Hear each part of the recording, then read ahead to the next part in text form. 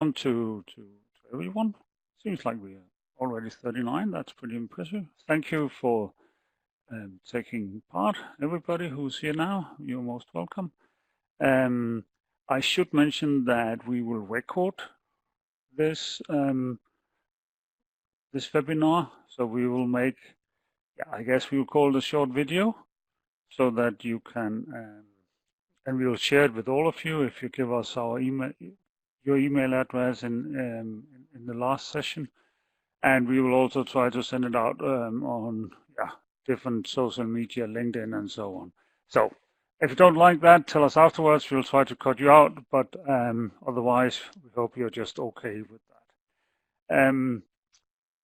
We will start now. Digitalization of district heating. We have Alvi moderating today. Not that much. I'll leave it to the speakers to give some excellent presentations. If you have a question, raise a hand or chat something, and I will try to include that in your in my questions to the speakers. And later on, you also have the opportunity to ask questions directly to the speakers. But let's move forward. Well, nice picture of all of us here today. You'll have Sten Schelle. He's head of product management from Kamstrup. He will talk about challenged by complexity, the future of district heating. Then Philippa Nuttall, who is editor-in-chief from Foresight.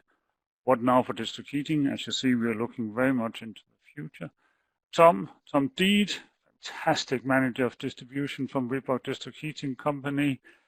Worked a lot with digitalization. We'll speak about digitalization, consumer level and production level. And finally, Alessandro Povacchi, head of the DLT Plus technology platform from Euroheat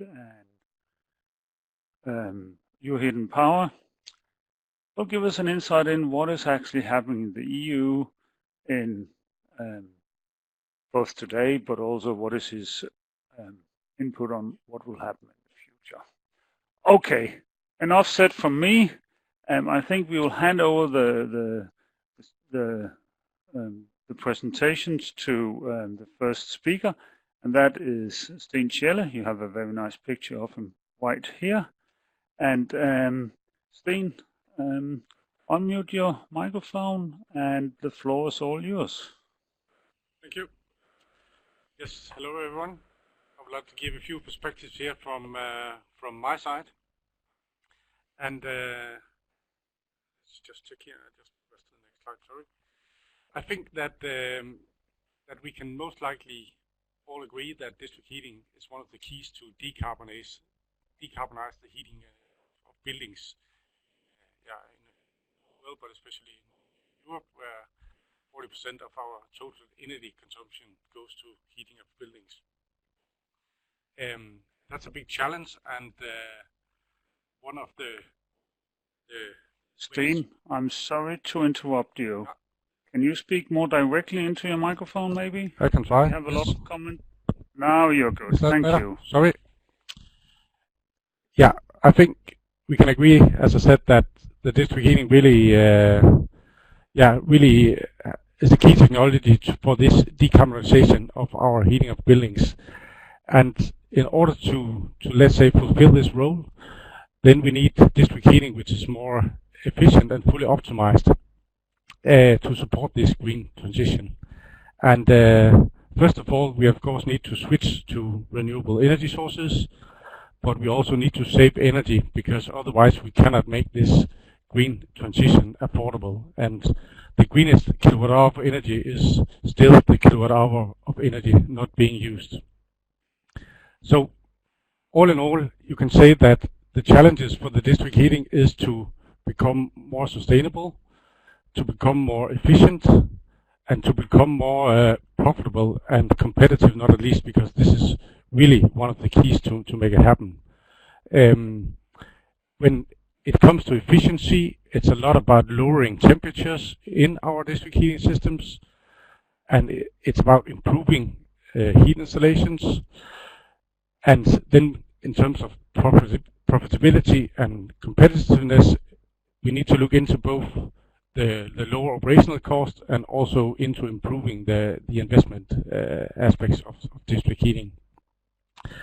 So we are moving into a world of complexity, going towards the fourth generation district heating. And normally, when we don't know exactly how to deal with this, the answer would be that we just need digitalization and smarter control. Then we can handle more or less everything. And yeah, we believe, of course, also in this from a campus perspective, and this is what I would like to highlight a little bit in my introduction here. Because we believe that we are in the start of a digital revolution, simply because we cannot optimize what we do not measure. And we are in a situation where we get more and more information about what goes on in the buildings and the end users. Information which we have for many years been using for the basic billing purposes, which is important because I mean it's the basic revenue stream and it creates the trust and the transparency in district heating.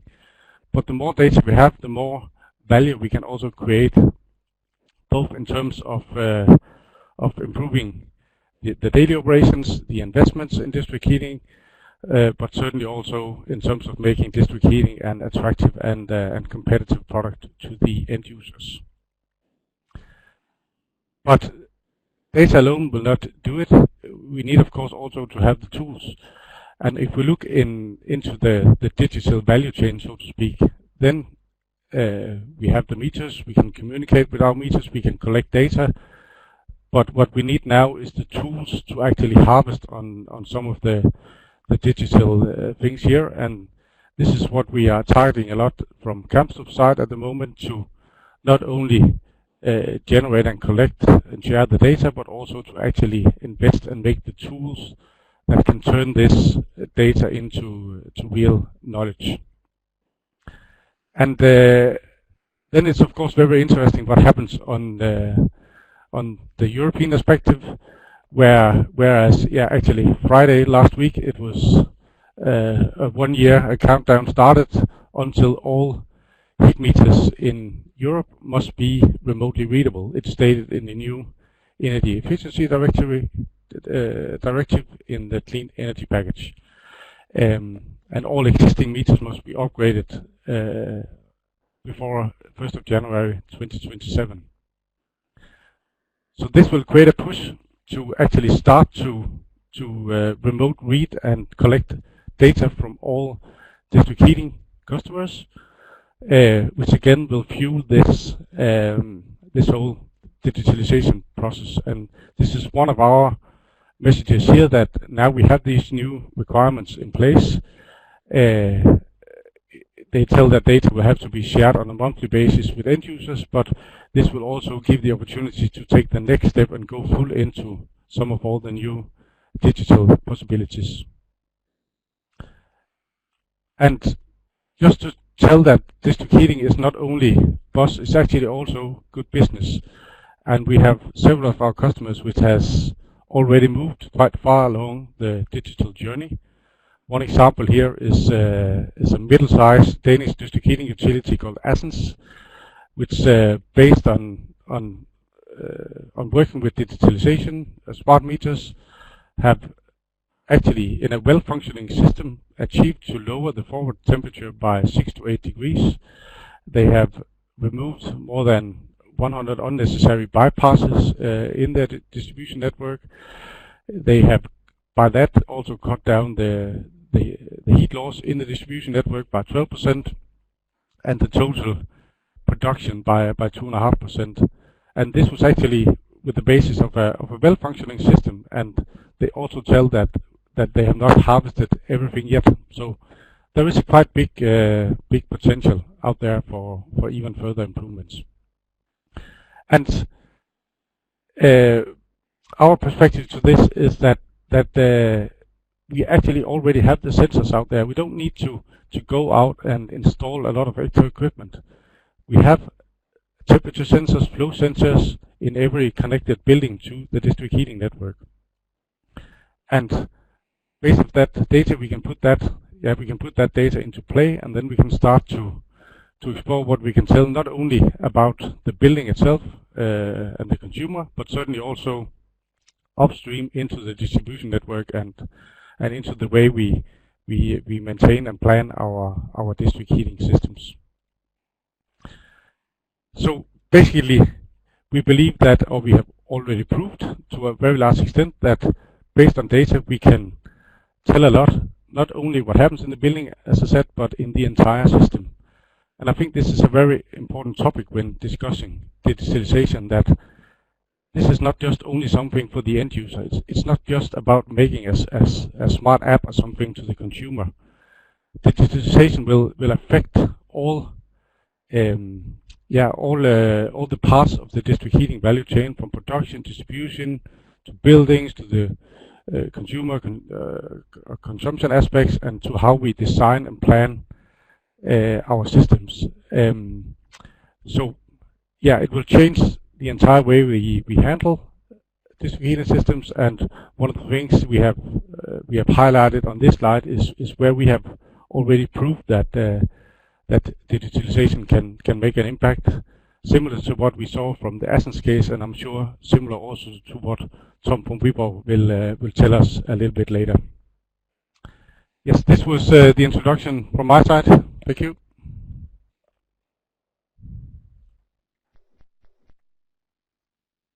Thank you, Sten. You're almost welcome to ask questions. You can do that in the chat. I have a short comment for you, Sten, and maybe you can also elaborate a little bit on that.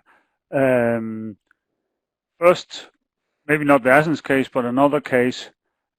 What was the time of return on investment? How long time from all the investment, maybe including man hours and so on? When did it show profitable? I think Athens said 4 to 5 years. Okay. In their case. And do you think that is a normal time frame? Yeah, I would think so. Yes, of course, it could be interesting to hear similar from Tom, but yes, I would certainly say that, and especially, or actually, I would think that in many cases it could be even faster, because this was actually a system where they have already done quite a few improvements. And I think what we see in many cases is that normally there is a lot of low-hanging fruits to take care of immediately. So I would actually expect an even faster return. Good, because I find that is really, I think that is really interesting, because no matter how big or large, we haven't discussed that, and it's also, of course, very difficult to discuss that. But the fact that we actually have investment time horizons that are down to 4 or 5 years makes these investment into metering and tools and all that really competitive to other investments that a district heating company should do. But okay, thank you, Sten. Now we will. Alan asked you, Sten, how many district heating networks in Denmark have digitalized their system? Do you have any idea? Yeah, quite a lot. I mean, with the new directives coming up, we have, of course, looked into Denmark, and I think the fact is that around 90-95% of all meters in Denmark are either already delivering frequent data or can be upgraded to do it. So these new requirements on remote reading will not have that big impact in Denmark, and maybe also in Sweden and Finland. But then there are other countries where the rate of remote reading is somewhat lower. But I would say that more or less every district heating utility in Denmark has gone quite a long way with digitalization and has implemented full automatic meter reading. Now, thank you, Sten. And Arne Jan, we will leave your comment and questions to the more open chat later on, because at the end there will be open chat with everyone. All the speakers will be there. I hope that you're okay with that, Arne Jan. Next speaker we will have up is Philippa Nuttall, Editor-in-Chief from Foresight. We have a much better picture of her right here. What's now for district heating? And give me a second. There you go. Remember to unmute your phone and then go ahead, please. Your speaker. Hi, yep. Oh, good. Hi, everybody. So perhaps just to start with, I'd like to thank Camstruck for inviting me to join the panel. For those of you who don't know Foresight, we're a digital media that you can find at foresightdk.com, and we cover the solutions and barriers to the transition to a clean energy economy.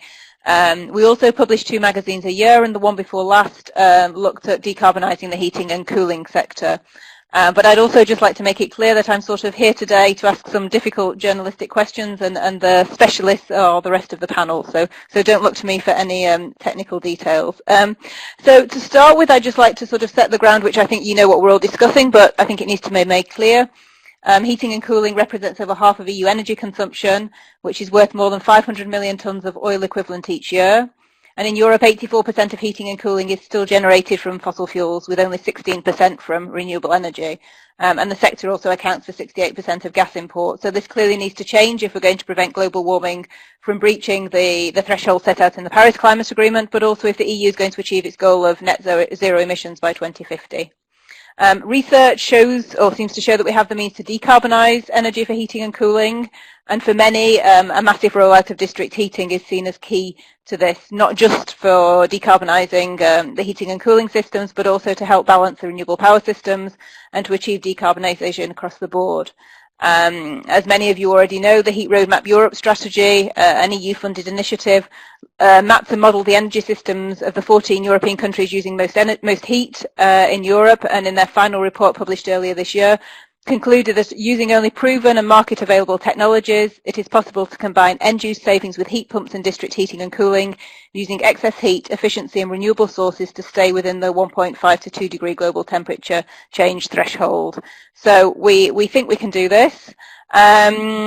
And for you, as Steen has just said, district heating, there's a significant place in all this, and it's basically a given. It's not something that you're questioning. But I would argue that when I speak to people outside the district heating community, that this kind of acceptation of the role of district heating is less perhaps enthusiastic.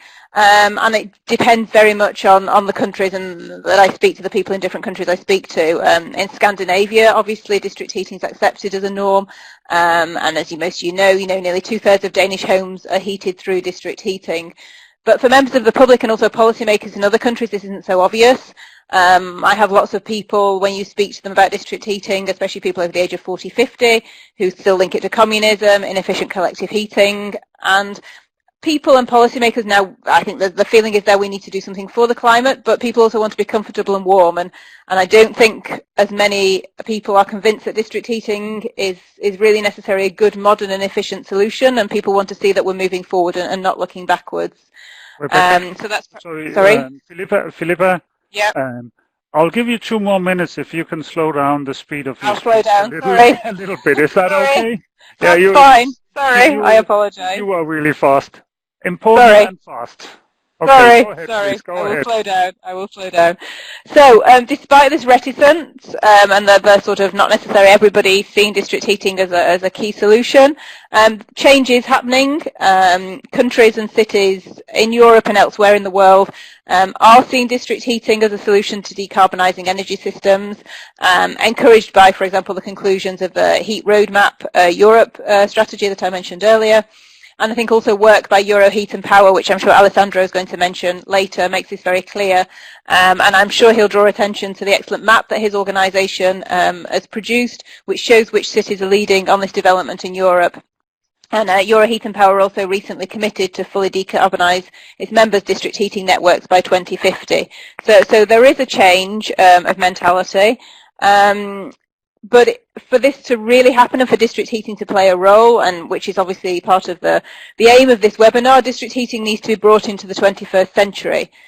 So this doesn't mean new or extended networks. They need to be decarbonised, and we need to use modern technologies. So digitalisation is clearly a key part of this.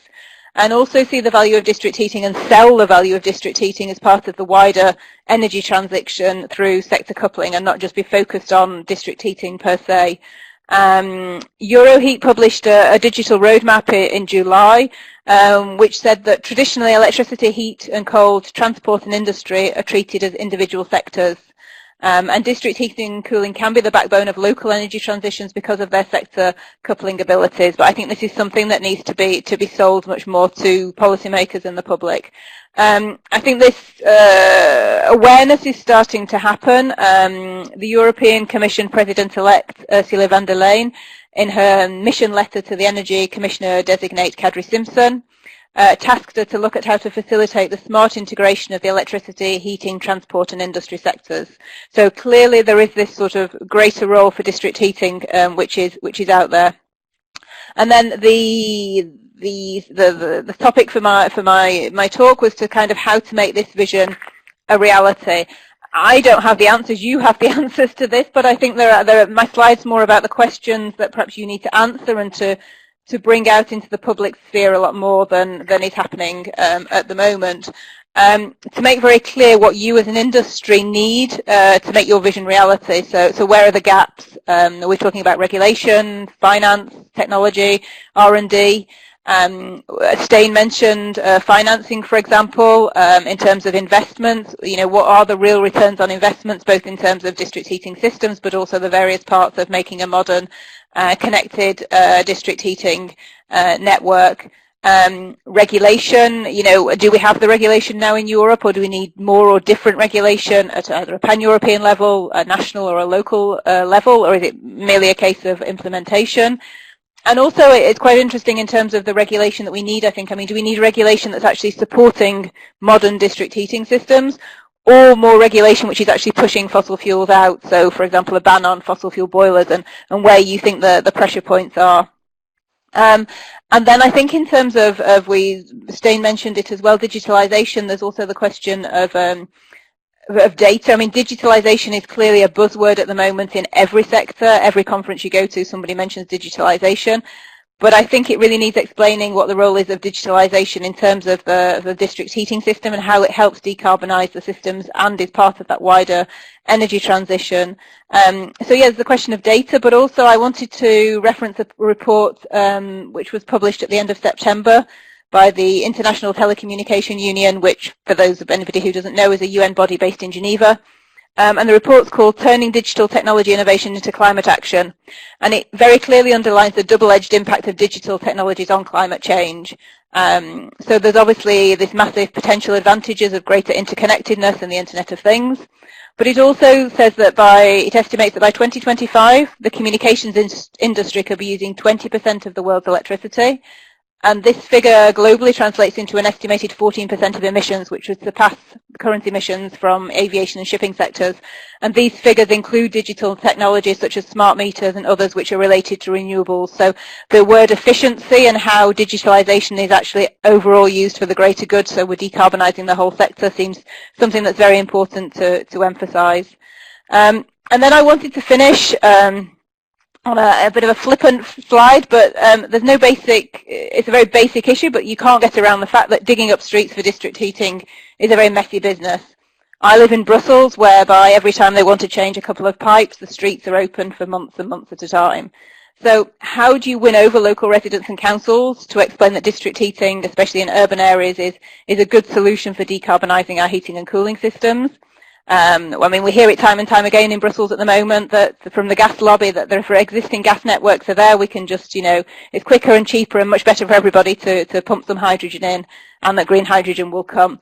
So I think digitisation is very important, but also just communication in a traditional sense of you're all extremely good engineers and very good at what you do, but also explaining to the public and policymakers really what district heating can do and why it is a clear solution. I mean, Steen said, you know, for district heating, there's a good business case for it, but it's not very often we hear that kind of language around district heating. So I think in terms of the future, there's the actual engineering and the potential, but then there's also a kind of massive PR campaign that probably needs to happen around it to make sure that your sector is part of the solution for the future. And that's me finished. Okay, Philippa, thank you very much. I won't ask you a lot of questions because you said so many good things. We can save that for the panel debate. I'll just comment on one thing, that it's really interesting that getting a completely different product into people's home, district heating, I mean, it's fossil free, it's green, it's renewable, it's easy to change. People will oppose sticking up the streets. But if you knock the door and tell them, if we don't open up the streets, your basement will be flooded, then they're all happy. It's just two different products, and we should actually use the same kind of really I can't say that word. Sorry. You use the same kind of hard language, saying, well, if you don't, something else will happen. Well, thank you very much to Philippa. Next online is Tom. You should have a picture of him right here, so you can see what he looks like. Tom, digitalization. You have actually done most of this, and you look at it in very many different ways. Go ahead, Tom. Give us a 10-minute on that. And ask Tom questions through the chat during this one if you have any. I'll collect them and ask them from my place, okay? Tom, your turn. Thank you, Morten, and thank you for letting me speak today. My name is Tom, and I'm the Chief Operating Officer at Viborg District Heating. I've been here since 2004 and been working on efficiency of the distribution grid and the customer substations since I started. Just a few numbers on how Viborg District Heating is. The production is on natural gas, and there's a CHP, but also boilers. The production company is municipality owned, and together with the municipality owned production company, we look into changing the production into heat pumps based on either outside air or excess heat from a large data center. Viborg District Heating is a consumer owned company that buy all our heat from the production company, and we buy 288,000 megawatt hours a year and distribute it into our 345 kilometers of pipes into our 9,550 delivery points of meters, where every meter can serve more than one end customer. We heat up the 2.3 million square meters, and the loss is around 57,000 megawatt hours, or just below 20%.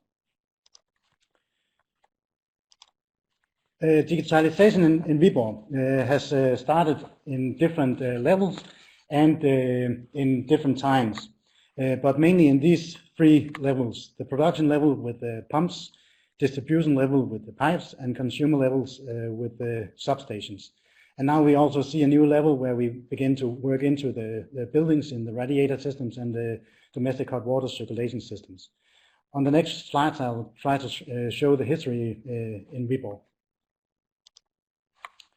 I try to make these graphs where this is the production level, where I think I can show you here, maybe. Don't know if you can see an arrow, but on the axis up here, I show how digital we have become, how remote access we have, and how automated process we have. And then the dots on the line is how often we get data from these different digitalization process, where when it's green, then we get data almost all the time. And in this production level, we started already in 1980, where we got our first SCADA system, where we could see the data and make reports on how thing is running. We changed the system a few times over the years, and in 2000 we got our first remote access to this SCADA system by a laptop. And this remoteness has gotten better and better, so that we today can access and control the district heating through an iPhone or an iPad from home.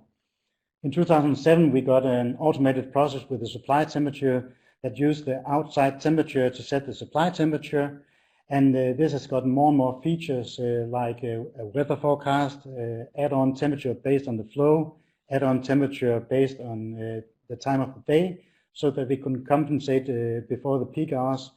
And in 2017, we installed a hydraulic system called TAMIS to control this supply temperature based on a load forecast and then a calculation of the network temperatures in the distribution grid.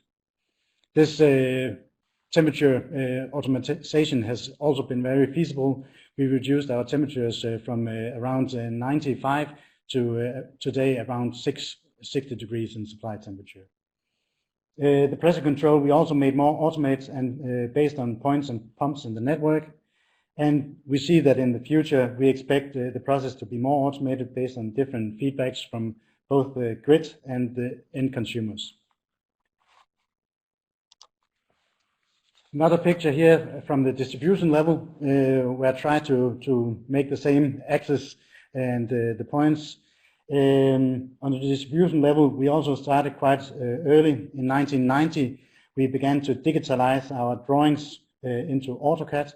And in 1998, we started putting data into Access database so that we could make reports on pipe age, heat loss, pipe breaches, and so on. So we made our first renovation plan based on those data. In 2005, we merged the two systems into a geographical information system called GIS, so that the data and the overview was in the same system. At the same time, we started getting the pipes GPS documented by a surveyor, and there also came a national rule at that time on a national database with the pipes called LEA, so that an entrepreneur could see that there was pipes in the ground before digging and get a drawing. In 2015, we got a WebGIS system so that our pipes got accessible from the field as well. And at the same time, we got AutoLEA so that we didn't have to send these drawings to the entrepreneurs, but got the process automated instead. In 2014, we started a leak detection systems where we manually could check pipes for leakages. Today, the process is made more automated so that we don't have to wait a whole year to see if anyone has dig into our pipes, but to get a daily text if something has changed. We now also started to change the old circulation loops at the critical points in the network. Not that we have many, but we have around 25 points.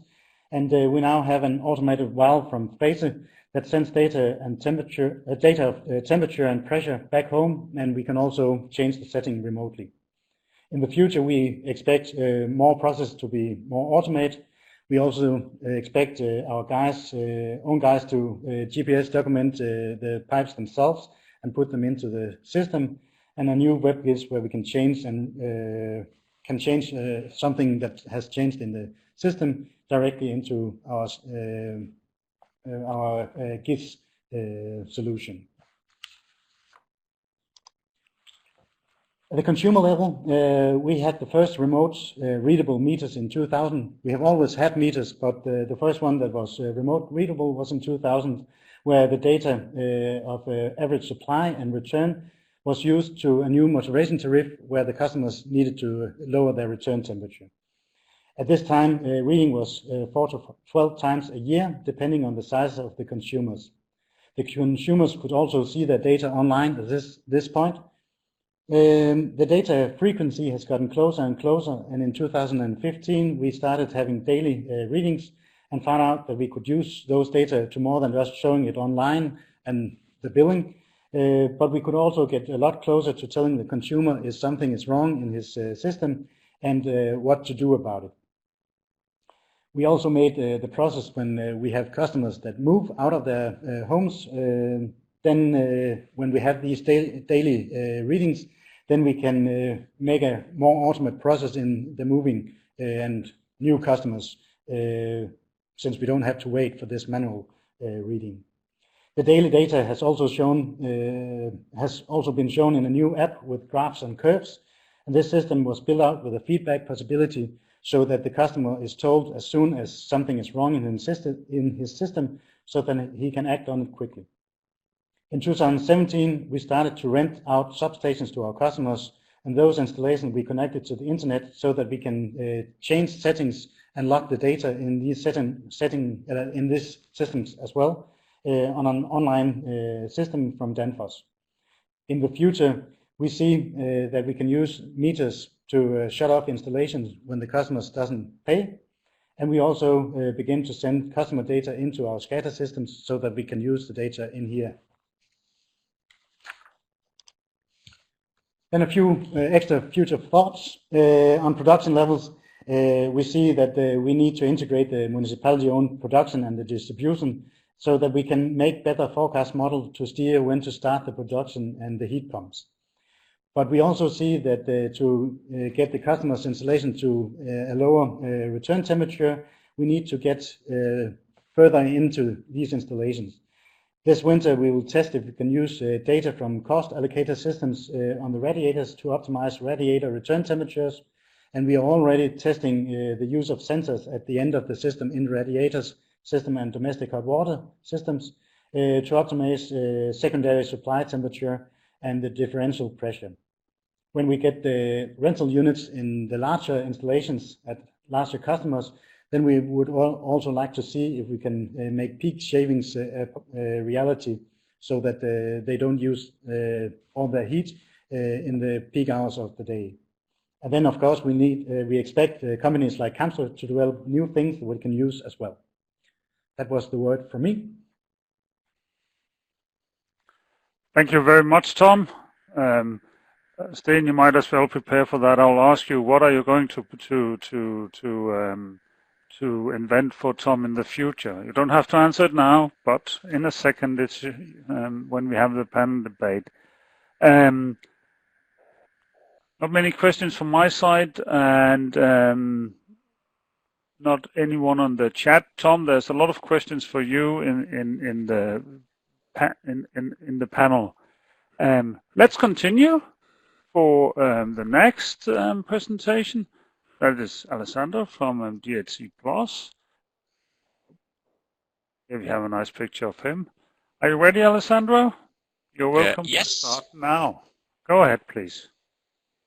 Hello, thank you very much for the invitation. So what I'd like to tell you a little bit about is what's going on in Brussels, what to expect, and also how we see as a sector association, how we see digitalization to actually shape the sector. I'll do switch slide.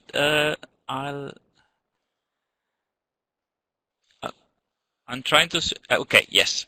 So first of all, in 2018, I guess you know that there was a big change in the legislations. So what is called the Clean Energy Package. Well, this is the title is not entirely correct because the real title is Clean Energy for All Europeans. And for all Europeans, actually, what it was meant was. I still have problems with to move. Was meant for all consumers and for all customers. So really, the changes that were made were meant to include the citizens, the consumers, the customers into the energy game. So I'll try to give you some examples.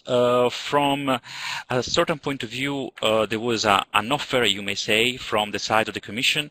They actually were quite keen to promote district heating and more in general the share of renewable energy for heating and cooling.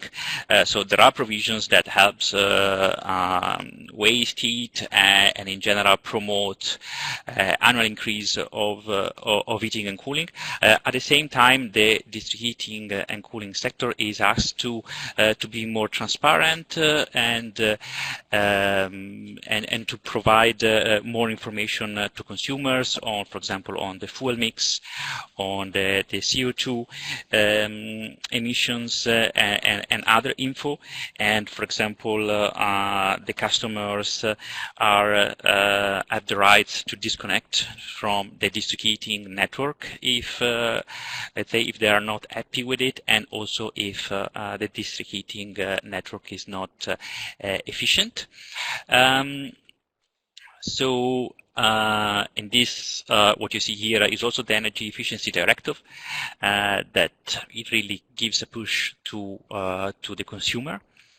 What we actually expect for the very near future is that what you see here is the new face of the Commission, and de facto we hear a lot about we hear a lot of talks about the European Green Deal, and the energy will be apparently the very first priority of the new Commission. And the second, also interesting, that the second biggest priority will be digitalization. And this is, if energy, let's say, was pretty high on the agenda already, digitalization was not that high, frankly, with you. So and so this is, I suppose that the years to come will be very interesting, and definitely district heating has a role to play in all this. So what more concretely you can expect in terms of policy and also possibly funding from the EU is that to see a lot of push toward integrated solutions and toward sector coupling, to use digitalizations as an enabler of sustainable actions, and also to an enabler of engagement of citizens, and in order to have more fair climate policies and more engagement directly by the citizens. So this is back to actually to the work that we did in the AC Plus and in European Power. A couple of years ago, we faced the situations where everybody was talking about digitalization, but let's say there was not a coherent framework, and people were sometimes talking about that on the production side, on the smart meter. So let's say the overall conversation was a bit scattered. So what we tried to do with our members is to categorize the whole discussions, and to see what you see here is that what are the main challenges and the main barriers for the production, distribution, the building level, and all the other levels that you see in the slide. And for each of them, we try to identify, as I said, the barriers, the challenges, and what to expect, what will be the impact for the industry. Again, this slide was already discussed by other speakers, so I will move on. I just want to tell you more a couple of concrete examples. What you see here is the Dalkia Smart Building Nanterre case, very close to Paris, and is a new pilot case that we visited during our summer school. And it was actually very interesting to see that, for example, they have 5 different sources, 5 different renewable sources that they use in a single district. And the fact that they use so many different sources in a limited space makes digitalization necessary. Let's say that it would not be possible without a very sophisticated way to handle and optimize the sources. So in our view, let's say, we see the digitalization as a key enabler for the sector coupling. As Philippa was saying, this is really a driver and something that the Commission is putting a lot of emphasis on. So digitalization will become much more, let's say, political in this sense. From a more technical point of view, we see that in Europe there is still a need to business models and tariffs to evolve, so to include more customers and more the demand side management. We see that sometimes network operators don't have the power to operate the substations themselves. So this is like more, let's say, a technical, physical barrier to the general optimizations. And then I wanted basically to conclude, to bring your attention to a project that is just finished, but that we were a partner of. It's called Storm, and it was our de facto very first project on digital solutions. The Storm controller is as a controller based on self-learning algorithms, and it helps the forecasting, the planning, and dispatching of heating and cooling. What we see by the end of the project is that the peak heat reduction test in the Swedish demonstrator site led to a long-term peak heat reduction of almost 13% on an average, compared to a scenario where the storm controller is not active. And also, what you see there as the market interaction strategy, actually, we mean a strategy that uses both charging and discharging capabilities to adapt to a sector of electricity spot prices. So again, we are back to the sector coupling discussion. And so this strategy resulted in a 50% reduction in the electricity purchase price, and an overall electricity procurement cost reduction by 6%. So, and of course, leading to CO2 emissions reductions. So I just also wanted to flag that actually next week we have a workshop that is part of a new project that we are part of together with our members, called the Tempo Project.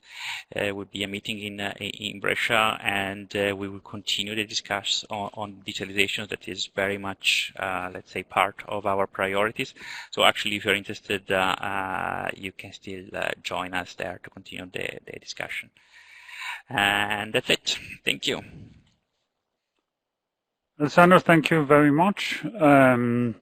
If you later on sign up for receiving more information about this webinar, I will include an article from our magazine Hot Cool, where the Storm project is well described. It's a nice little article. I think you can all benefit from reading a bit about that. Let's continue from here straight into the panel discussion, and we invite all our panelists. Here they are. Lined up for you in nice lounge chairs to comment. Sten, I think it was you, Sten, who said something about complexity, or maybe it was Philippa. Tom, you showed us that you actually have fairly complex system, but you have kind of staged it on going from one step to the other, and you work with these three layers. And I'm not saying it's not complex, but you made it, at least you made it very straightforward, so to say. So, Tom, where are the pitfalls in this complexity? Where is it you have to be really careful on what you do and when you do it and so on? Well, when we begin to have the data density that we have now, where we have daily values and is beginning to see hourly values or even online values, then of course the complexity begins to be harder to see when it's only us colleagues that look at the data. And I can see that the system Kamstrup has developed, where they use data to try to analyze where is the weakest point in the system, and where do we maybe have circulation that we haven't registered and stuff like that. I think we can use that a lot in the future. Up till now, I think we have worked with this in so long time that we kind of made our own consumption expectation to what the system must do. But if we want to go further down and try to make sure that every system at the customers is working as well, then we need to have systems that tell us what to do and when to do it. Okay, thank you, Tom. One more question for you, Tom. You mentioned that now you, as a district heating company, not only go from the valve behind the wall, you also go in and install heat interface units and take over full control of them, or maybe not full control, but at least a fair deal of the control. And then you said, I never heard that before, that you also want to work with people's radiators. You go all the way into the home and support that. Could you give us a few more comments on that? And also, and that will come to a question to all of you afterwards, where the personal data protection on that? Yes. The reason we do this is because we see that if we want to have a very effective production system when we install the large heat pumps, then we need to have a return temperature that is lower than today. Today it's around 40 degrees, or maybe in some times of year a bit lower, but we really need to go under 35 degrees to get really effective. And we have then installed the customer installations to try and see how low can we get. And in summer times we get really low, below 30 degrees. But in winter time we can see that the radiators still sets return temperatures in these systems. So in one family houses, we just go out and try to find out which radiators is their problem with. But in larger installation, that is a hard process to do, because some of the people that has an apartment won't let us in when we knock on the door. Therefore, we need to see if we somehow, by having sensors in the systems, can go lower on the supply temperature and then also the return temperature, so that we get a return temperature that is lower than it is today. And right now it's a test where we test, I think, 3 different larger apartment buildings where we have installed some sensors to try and make it more efficient. This winter we will also try another one where we actually go in and see the heat allocators on the radiators, to see if you can use those data, also to see if the people who rent the apartment doesn't use all the radiators at the same time. Then there's a possibility to make it more efficient if we tell them that they need to do that. Okay, thank you very much. From the rest of the panel, any comments on the data protection in these digitalizations time? Steen, maybe first? Yeah, one of my favorite topics. Yeah, I know. For sure, this is quite important, and even though that you could see it as something difficult and hard to figure out, then it's very important for progressing with the digitalization. We have addressed this issue in Brussels with the Commission and also with the Danish authorities. In Denmark, we have got an official position that utilities are allowed to use smart meter data for optimization, even without consent from the end user. Of course, as long as it is being protected accordingly and is not being disclosed to commercial third party. I think the situation is still very not clear in many of the other member states, and this is something we are trying to address also together with the policy people in Euroheat and Power. If we can copy the Danish position to the other countries. That leads straight to you, Alexander.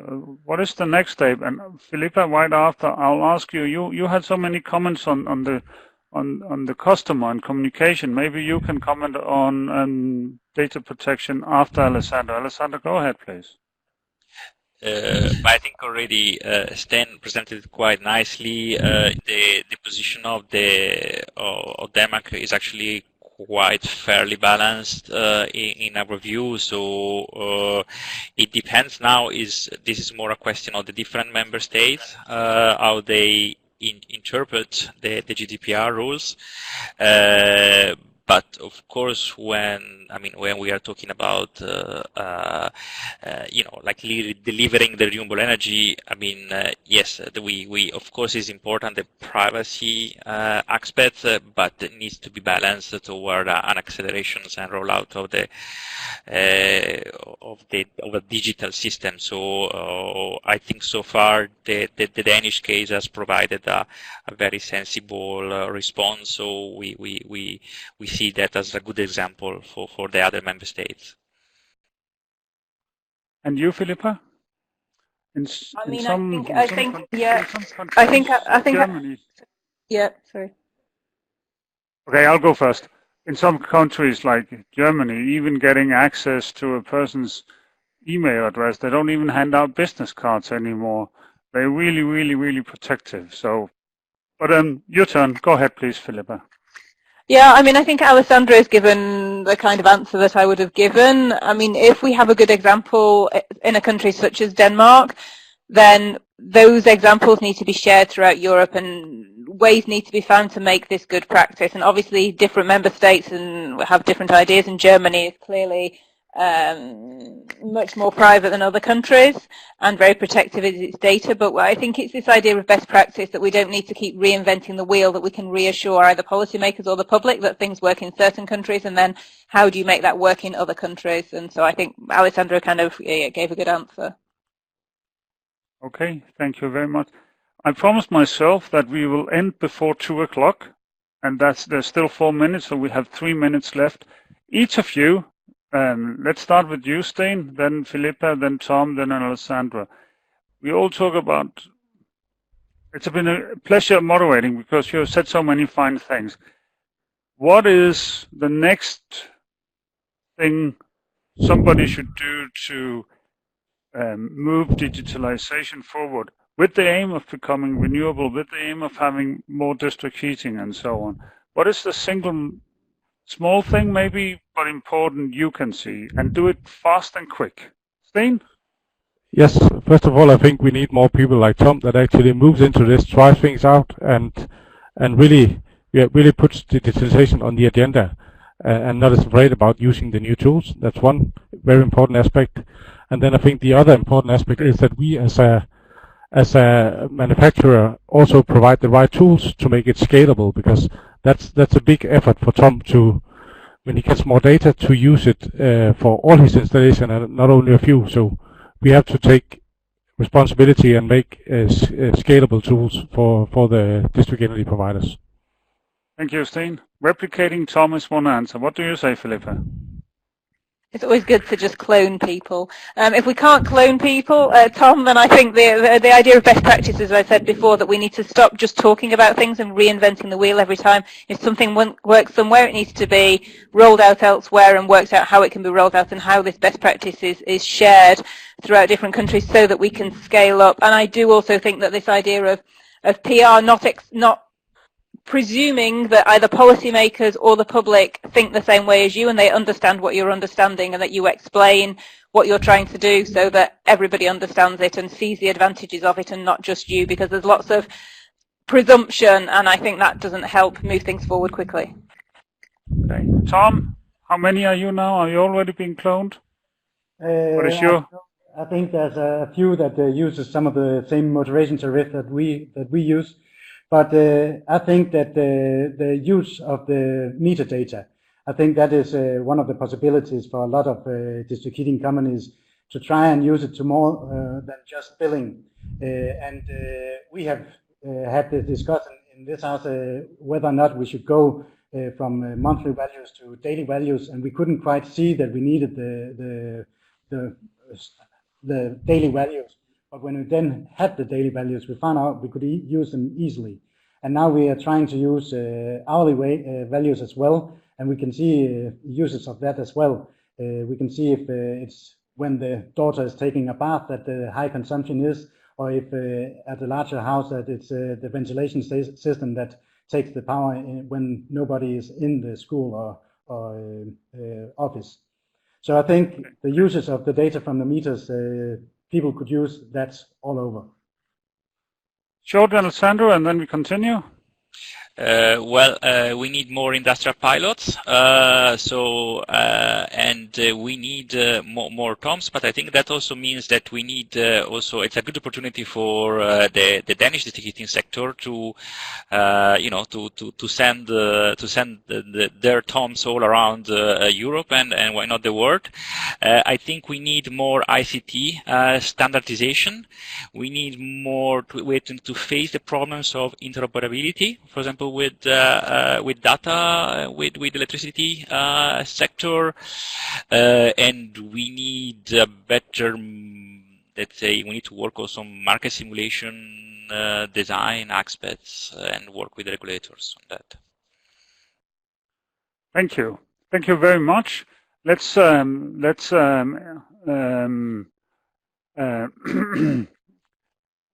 finalize this discussion. Thank you very much to all of the speakers. I think you gave very relevant and interesting input. Now on this side, if you want to receive the report from Tempo or the GPRD report that Sten mentioned or Tom mentioned, the motivation tariff, type in your email address. Let me just point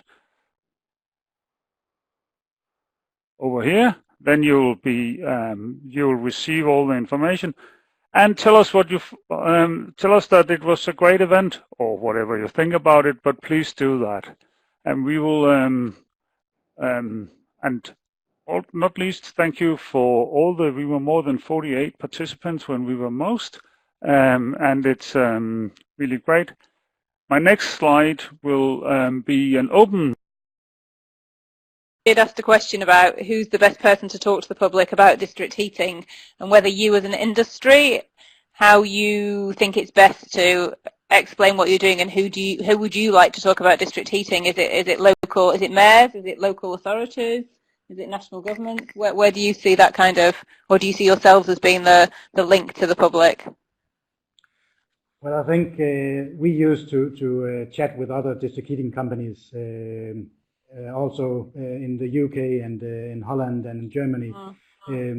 But I think that our government could also be a very good pipeline to other countries, because the planning in district heating in Denmark has been going on since the 70s. So there's a lot of knowledge there as well on how to plan for district heating. And I heard that in Germany they actually started a process where they begin to plan areas like we have done in Denmark. I think that is very nice, and probably also something that can change going from gas to district heating. And is the project in Germany being run in conjunction with members of the Danish government, or?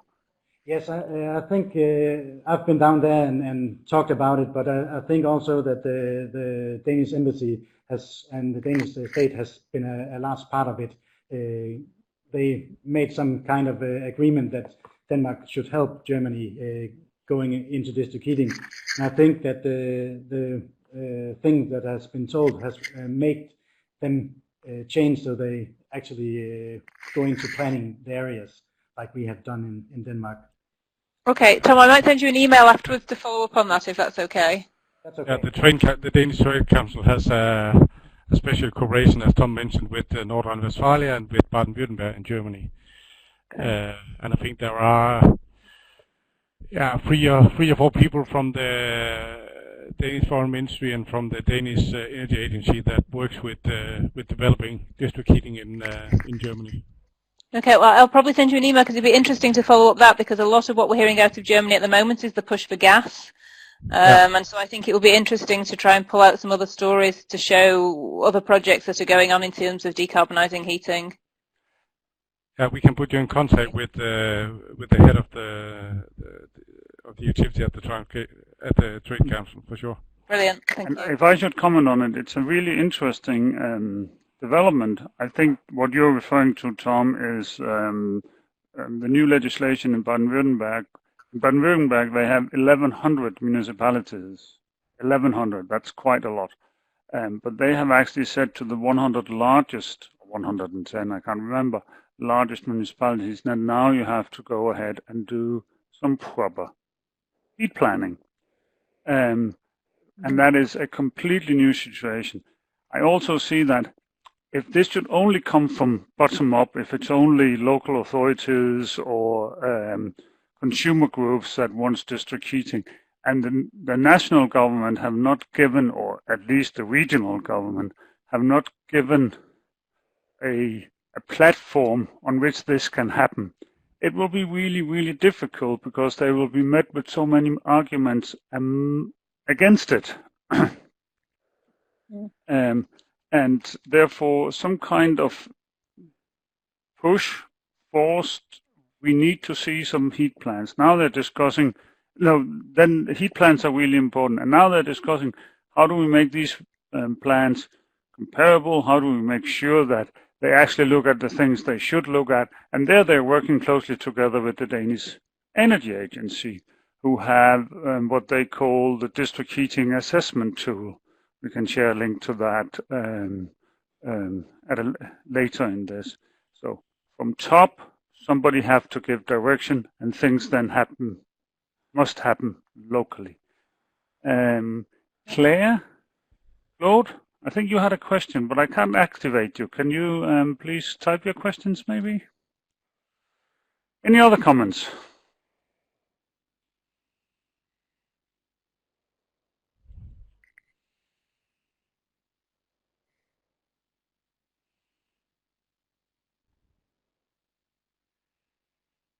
Tom is typing something.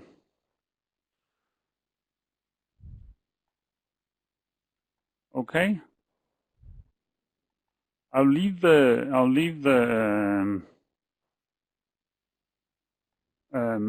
chat open for a while more, but if there's no specific questions from any of the 25 remaining participants here, go ahead. Then I think I'll close down the speaking part of it and just leave the chat open. Well, Hans Wagner too, you're most welcome. Thank you very much. Talk to you soon, Marianne. Okay, I think that's it. Thank you very much. Chat is open for a while, and go on talking if you need to. Cheers. Bye.